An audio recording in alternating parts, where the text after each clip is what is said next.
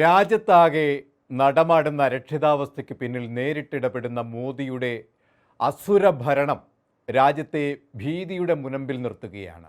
Vote ചോരിയിൽ ഉത്തരമില്ലാതെ മൗനം പോകുന്ന മുഖ്യ തിരഞ്ഞെടുപ്പ് കമ്മീഷന്റെയും മോദിയുടെയും തികഞ്ഞ നിസ്സംഗതയ്ക്കുമേൽ രാഹുൽ ഗാന്ധി ഉയർത്തിയ ആരോപണങ്ങൾ ശരിവെക്കുന്ന രീതിയിൽ നിരവധി പാർട്ടികളും വ്യക്തികളും രംഗത്ത് വന്നുകൊണ്ടിരിക്കുകയാണ്.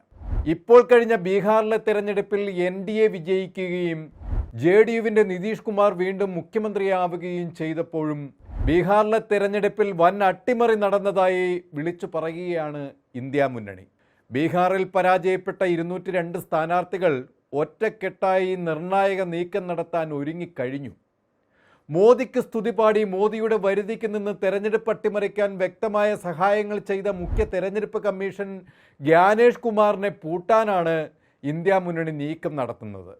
തെരഞ്ഞെടുപ്പ് കഴിഞ്ഞാൽ ബൂത്തിലെ ദൃശ്യങ്ങൾ സൂക്ഷിക്കുന്നതിൻ്റെ കാലാവധി 5 വർഷം എന്നത് വെറും 45 ദിവസമാക്കി വെട്ടിച്ചുരുക്കി. കൊള്ളയുടെ തെളിവുകൾ പുറത്തു വരാതിരിക്കാൻ നിയമപരമായി നടത്തിയ നീക്കം പക്ഷേ പാളുന്ന കാഴ്ചയാണ്.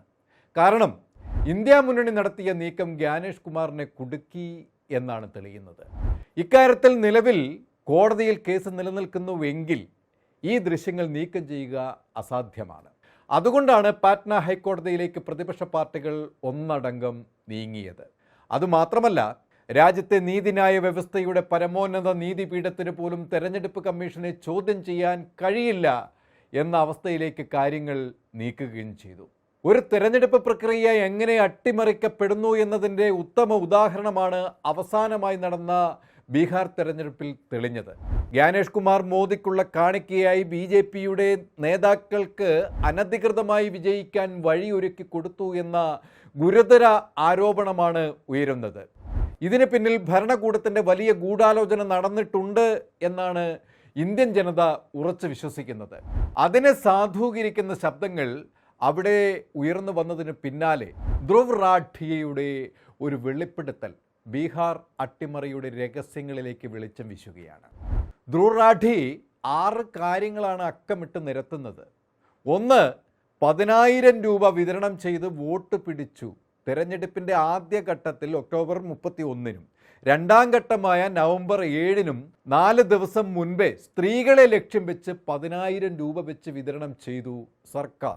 1.25 കോടി സ്ത്രീകൾക്കാണ് 10,000 രൂപ വെച്ച് നിതീഷ് കുമാർ വിതരണം ചെയ്തത്. ഇത് തിരഞ്ഞെടുപ്പിൻ്റെ നിയമങ്ങളെ ലംഘിക്കുന്ന അതീവ ഗുരുതരമായ നീക്കമാണ്. പക്ഷേ എന്തു ചെയ്യാം? തിരഞ്ഞെടുപ്പ് കമ്മീഷൻ ഇക്കാര്യത്തിൽ തികഞ്ഞ മൗനം പോകുകയാണ്.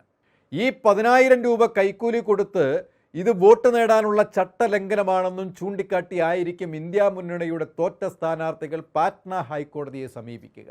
രണ്ടാമത്തെ തെളിവ് ഇരട്ട വോട്ടുകളാണ്. മറ്റ് സംസ്ഥാനങ്ങളിൽ വോട്ട് ചെയ്ത നിരവധി ആളുകൾ ബീഹാറിൽ തിരഞ്ഞെടുപ്പിൽ വോട്ട് ചെയ്തിട്ടുണ്ട്.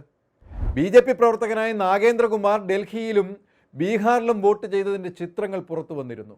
BJPയുടെ തന്നെ പ്രവർത്തകനായ അജിച്ച ഹരിയാനയിലും ഡൽഹിയിലും വോട്ട് ചെയ്തതിന് ശേഷം ബീഹാറിലും വോട്ട് ചെയ്തു. ഇങ്ങനെ ഇരട്ട വോട്ടിൻ്റെ വിവരങ്ങൾ ഇതിനോടകം പുറത്തു വന്നത് തന്നെയാണ്. ഇതുപോലെ BJP പ്രവർത്തകർ ആയിരക്കണക്കിന് ഇരട്ട വോട്ടുകൾ ചെയ്തിട്ടുണ്ട്. മൂന്നാമത്തെ തെളിവ് സ്പെഷ്യൽ വോട്ടർ ട്രെയിൻസ് എന്നതാണ്. തിരഞ്ഞെടുപ്പിൽ വോട്ട് ചെയ്യാൻ പ്രത്യേക ട്രെയിൻ സൗകര്യം ഏർപ്പെടുത്തി സർക്കാരിൻ്റെ അധികാരം ദുർവിനിയോഗം ചെയ്തു കേന്ദ്രം. ഹരിയാനയിലെ കർണാളിൽ നിന്നും BJP പ്രവർത്തകരെ സൗജന്യമായി ബീഹാറിലെത്തിച്ച് വോട്ട് ചെയ്യാനായി സ്പെഷ്യൽ ട്രെയിൻ അറേഞ്ച് ചെയ്തത് സർക്കാരിൻ്റെ പണം ഉപയോഗിച്ച് തന്നെയാണ്. BJP പ്രവർത്തകർ തന്നെ വെളിപ്പെടുത്തിയ കാര്യമാണ് ധ്രുവ് പുറത്ത് ഇപ്പോൾ വിട്ടിരിക്കുന്നത്. നാലാമത്തെ തെളിവ് CCTVയാണ്. തിരഞ്ഞെടുപ്പിൽ തെളിവായി വന്ന CCTV ദൃശ്യങ്ങൾ സൂക്ഷിക്കേണ്ടതാണ്. മുകളിൽ നമ്മൾ പറഞ്ഞതുപോലെ തെളിവുകൾ പിന്നീട് നശിപ്പിച്ചു. തിരഞ്ഞെടുപ്പ് നിയമങ്ങൾ മാറ്റിമറിച്ചു. ഇത് ചോദ്യം ചെയ്തപ്പോൾ ജ്ഞാനേഷ് കുമാർ പറഞ്ഞ വിചിത്രമായ ന്യായമാണ്. അമ്മ പെങ്ങന്മാർ വോട്ട് ചെയ്യുന്നതിൻ്റെ ദൃശ്യങ്ങൾ പുറത്തുവിടാൻ കഴിയില്ല അത്രേ. അവിടെ നടന്ന രഹസ്യ ദൃശ്യങ്ങളല്ല എന്നിരിക്കെ മുഖ്യ തെരഞ്ഞെടുപ്പ് കമ്മീഷൻ്റെ ഈ വിചിത്ര ന്യായം വോട്ടർമാരെ അപഹസിക്കുന്നതിന് തുല്യമാണ്. അഞ്ചാമത്തെ തെളിവ് വോട്ടർമാരുടെ പേരുകൾ ഡിലീറ്റ് ചെയ്യുക. SIR വഴി BJPക്ക് വോട്ട് ചെയ്യാൻ സാധ്യതയില്ലാത്ത വോട്ടർമാരെ ഡിലീറ്റ് ചെയ്യുന്ന നടപടി. അതായത് അവർ മരണപ്പെട്ടു, സ്ഥലം മാറിപ്പോയി എന്നൊക്കെയുള്ള പല കാരണങ്ങളാണ് ഇതിനായി നിരത്തുന്നത്.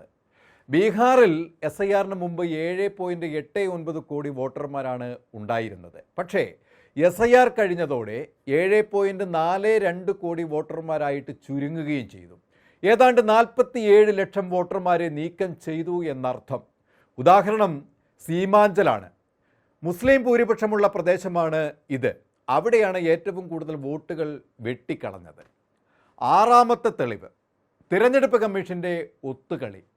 BJPക്ക് സഹായം ചെയ്യുന്ന തിരഞ്ഞെടുപ്പ് കമ്മീഷൻ്റെ നീക്കം ഇതാദ്യമല്ല എന്ന് ധ്രുവ് റാഠി പറയുന്നു.